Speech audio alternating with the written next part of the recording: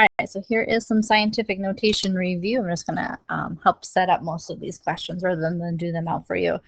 Say you have a good chance of probably hearing my two boys start fighting because I can hear them getting started there. So let's see if we can get this video done before they start shouting at each other and you can hear everything. So scientific notation goes along with the exponent rules, but there's an added layer to it. So there's the exponents on the power of 10. So we follow those exponent rules, but we still follow the operation with the decimals. So for 5 and 6, since you're multiplying and dividing, it's actually pretty easy. You're going to multiply the decimals. So I'm going to multiply these guys and then add those exponents. So really this question is going to be let me start over there. It's going to be 1 and 2/10 times 2 and 3/10. And then that's going to be times 10 to the 8 plus -3. So your answer is going to have the answer to this times 10 to that exponent. And then for number 6, division, it's the same deal. It's really going to be 4 and 8/10, the decimal, divided by 4. And then you're going to take times 10 to the, and again with exponents, when I'm dividing, I'm going to subtract 12 minus -5. Watch out for that double negative. Now for number 7, with adding, the rules are a little different.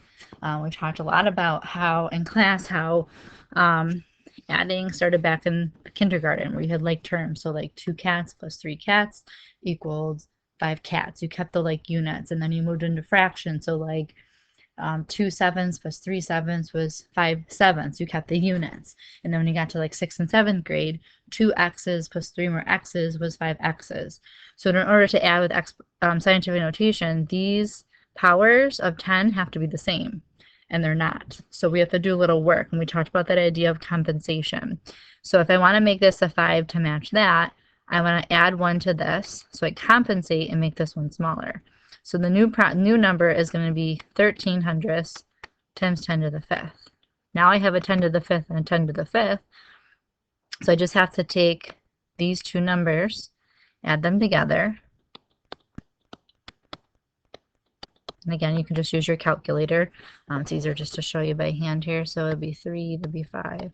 So this whole question would equal 5 and 53 hundredths times 10 to the 5th. So with adding, I needed like terms. So for number 8, we have the weight of a giant Squidaris is about 8 4/10 times 10 to the 4th kilograms. An adult blue nudnik weighs only 2 times 10 to the -3rd kilograms. How many times heavier is Squidaris? So how many means I don't know what to, and that means multiply. So if I don't know what to multiply, I'm going to divide. So think about Squidaris divided by the blue nudnik will give you your answer. Then for number 9, the order of magnitude, that's what we use to compare an order with scientific notation. It's not really the number that's between 1 and less than 10.